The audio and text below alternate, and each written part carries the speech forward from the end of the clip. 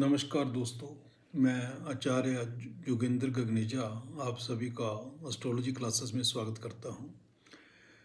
जैसा कि पिछली क्लास में हम लोगों ने ये पढ़ा था कि एस्ट्रोलॉजी में 12 हाउसेस होते हैं और उनकी हमने डिटेल में व्याख्यान भी किया था। आज हम देखेंगे कि जो लग्ना लॉर्ड है, जिस ascendant लॉर्ड है, जो पहले घर का मालिक है, वो जब डिफरेंट हाउसेस में जाएगा तो उसका क्या प्रभाव होगा। जैसे कि हमने देखा कि जो पहला घर है हमारा, वो हमारी फिजिकल बॉडी है, हमारी ओवरऑल पर्सनैलिटी है। और अगर लग्न लॉर्ड जो उस घर का मालिक है अपने ही घर में होगा, क्योंकि जैसा कहा गया है एस्ट्रोलॉजी में कि जिस घर का मालिक जो होता है वो अपने घर में होता है, वो घर स्ट्रॉन्ग हो जाता है। तो हम कह सकते हैं कि जिसकी ये हॉरोस्कोप में होगा उसकी जो बॉडी है वो स्ट्रॉन्ग होगी, उसको बीमारी कम जो है परेशान करेंगी, और ओवरऑल उसकी जो पर्सनैलिटी है वो भी ठीक होगी। हो सकता है कि वो आदमी थोड़ा सा सेल्फिश हो। सेल्फिश का मतलब ये नहीं कि लोगों को चीट करने वाला हो, लेकिन सेल्फिश का मतलब ये है कि वो अपने काम में काम रखता हो, अपने काम में ही ज़्यादा ध्यान देता हो। तो इस तरह अगर लगना लॉर्ड फर्स्ट हाउस में होगा तो आदमी बॉडी फिट होगी, मूविंग अहेड होगा और अपने काम में काम रखने वाला होगा। लेकिन अगर उसी लग्ना लॉर्ड को किसी मेलेफिक प्लैनेट का अफ्लिक्शन है, किसी का आस्पेक्ट है, कंजंक्शन है, कुछ ऐसी दिक्कत आई, तो हम कह सकते हैं कि उसकी थोड़ा बॉडी में जो है वो प्रॉब्लम होने वाली है, जो ओवरऑल फिजिकल हेल्थ है उसमें थोड़ी दिक्कत आने वाली है। अब हम देखते हैं कि जो लग्ना लॉर्ड है वो दूसरे घर में जा रहा है। दूसरा घर हमें पता है कि हमारी फैमिली का है, दूसरा घर वेल्थ का है, दूसरा घर खान पीन का है। तो हम कह सकते हैं कि जो वो आदमी होगा जिसकी होरोस्कोप में जो लग्ना लॉर्ड है वो सेकंड हाउस में जा रहा है, वो आदमी फैमिली को ज़्यादा प्यार करता होगा, फैमिली के साथ अटैच होगा, अपनी फैमिली के साथ। उसको डिफरेंट लैंग्वेजेस आती होगी, वो फाइनेंशियल सेक्टर में काम कर सकता है क्योंकि ये फाइनेंस का घर है। अब देखते हैं जब लग्ना लॉर्ड जो है वो तीसरे घर में जा रहा है, तो तीसरा घर मेरे छोटे बहन भाइयों का घर है, तीसरा घर करेज का घर है।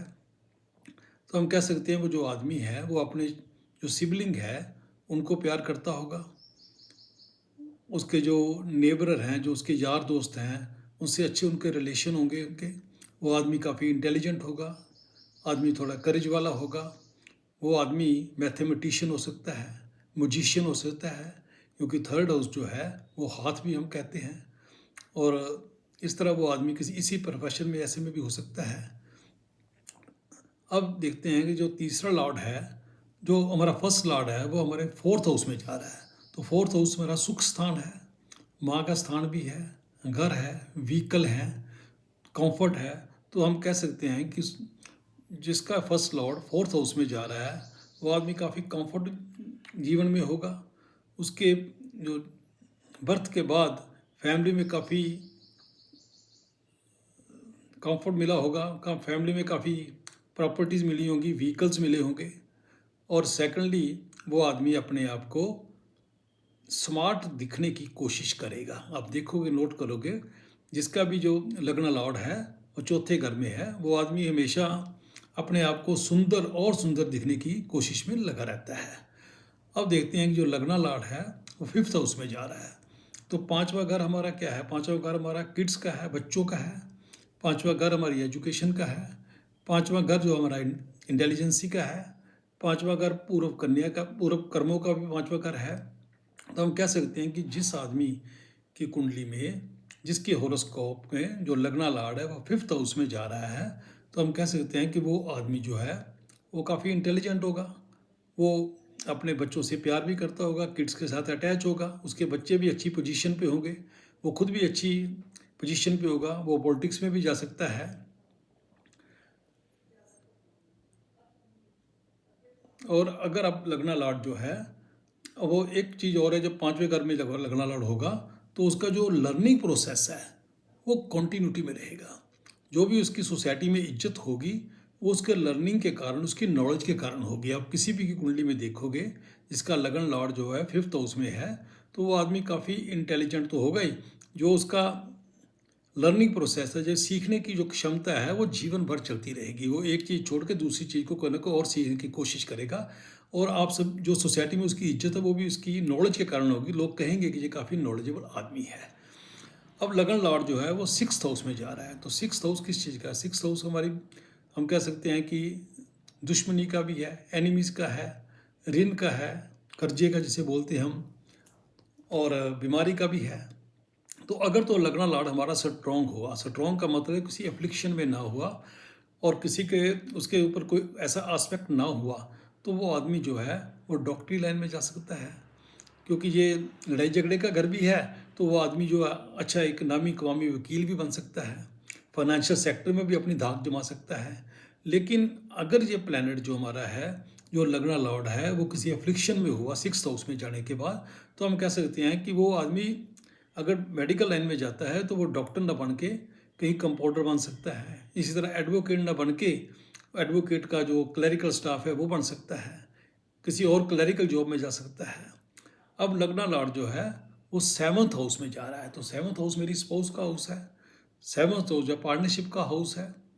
तो हम कहेंगे कि जो लगन लॉर्ड अगर उसमें जाएगा, अगर वो मूवेबल साइन में हुआ, जो सातवां घर है वो मूवेबल साइन होते हैं 1, 4, 7, 10। अगर इनमें कहीं हुआ, इस साइन में कहीं हुआ, इस राशि में कहीं हुआ, तो काफ़ी उसकी मोबिलिटी बढ़ जाएगी, आदमी को काफ़ी इधर उधर भागना पड़ेगा।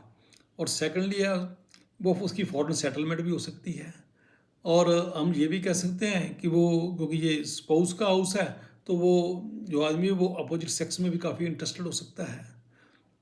अब अगर लगन लॉर्ड जो है वो एट्थ हाउस में जाता है, एट्थ हाउस में जब जाता है, अगर तो लगना लॉर्ड स्ट्रॉन्ग हुआ तो उस आदमी की कहीं लॉटरी लग सकती है, अनएक्सपेक्टेड मनी उसको मिल सकती है लॉटरी के जरिए, या किसी और पैसा इसको ऐसा मिल सकता है जिसकी उसने कल्पना न की हो, ऐसा पैसा उसको मिल सकता है।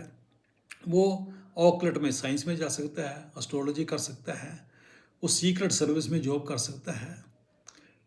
लेकिन अगर वो थोड़ा एफ्लिक्शन में हुआ तो फिर उस आदमी के सीक्रेट रिलेशन भी कहीं हो सकते हैं। इसी तरह अब लगन लॉर्ड जो है वो नाइन्थ हाउस में जा रहा है। तो नाइन्थ हाउस हमारे रिलीजन का घर है, तो उस हायर स्टडी का भी घर है। तो हम कह सकते हैं कि जो लगन लॉर्ड अगर नाइन्थ हाउस में जाएगा तो वो जो आदमी है उसके अपने फादर के साथ अच्छे रिलेशन होंगे, किसी रिलीजियस फैमिली में उसका बर्थ होगा, गुरु की वो बहुत इज्जत करेगा, उस वो काम के लिए या रिलीजियस यात्रा के लिए वो लंबी यात्रा भी करेगा।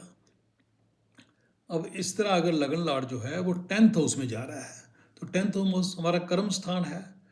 तो हम कह सकते हैं कि उस आदमी का जो बर्थ है किसी रेप्यूटेड फैमिली में हुआ है, किसी सेल्फ मेड फैमिली में हुआ है, वो आदमी रिसर्च स्कॉलर भी होगा, अपने बलबूते पे वो कोई इंस्टीट्यूशन खड़ी कर सकता है, गॉड फेयरिंग भी होगा, थोड़ा चैरिटेबल भी होगा। अब लगन लॉर्ड अगर 11th हाउस में जा रहा है, तो 11th हाउस हमारा लाभ स्थान है, तो हम कहेंगे कि उसको बिजनेस में काफ़ी प्रॉफिट हो सकता है। मेरे बड़े भाई बहनों का घर भी 11th हाउस है, तो उसको भाइयों का सहयोग भी मिलेगा, वो हायर सोसाइटी में भी मूव कर जाएगा। लेकिन वही अगर लगन लॉर्ड 11th हाउस में है और अफ्लिक्शन में है, तो क्योंकि ये 6वें से 6वां घर है, तो हम कह सकते हैं उसको कोई बीमारी भी लग सकती है, बीमारी भी बड़े वाली बीमारी को उसको हो सकती कोई। अब अगर लगन लॉर्ड जो है वो 12th हाउस में जा रहा है, तो 12th हाउस में जाने का मतलब है कि अपने से 12वें घर में जाना। जैसे हमने पीछे भी पढ़ा है कि अपने से घर में जो भी प्लेनेट जाता है उसका कुछ ना कुछ हम नुकसान कह सकते हैं। तो इस तरह अगर उसको अपने घर में जाता है तो हम कह सकते हैं कि जो आदमी है वो थोड़ा मेंटली पूरा स्टेबल नहीं होगा, अनस्टेबल सा आदमी होगा, कभी कुछ डिसीजन लेता है तो कभी कुछ डिसीजन लेता है। और सेकेंडली क्योंकि वो फॉरेन का घर है तो उस आदमी के फॉरेन सेटलमेंट के चांस भी पूरे हैं। वो आदमी प्रोफेशन से डॉक्टर भी हो सकता है। और कहीं अगर ये अफ्लिक्शन में हो गया, 12वें घर में भी चला गया और अफ्लिक्शन में भी हो गया, तो वो आदमी अननेसेसरी पैसे को वेस्ट करेगा, किसी ऐसी जगह पे पैसा खर्च करेगा जहाँ उसकी ज़रूरत नहीं थी। तो इस तरह हमने आज देखा कि जो लगना लॉर्ड हमारा है, जो जिसे हम बोलते हैं कि गाड़ी का इंजन भी है, वो अगर स्ट्रॉन्ग है तो वो अपने आप हमारा जो जीवन है वो हंसी खुशी निकल जाएगा और कोई लंबी बीमारी भी नहीं आएगी, आदमी काफ़ी स्ट्रॉन्ग होगा। वीडियो दोस्तों, आने वाली वीडियो में हम देखेंगे इसी तरह सेकंड लॉर्ड जब सब घरों में जाएगा तो उसका क्या प्रभाव होगा। तो इसके साथ मैं आपसे विदा लेता हूँ। नमस्कार, जय सिया राम।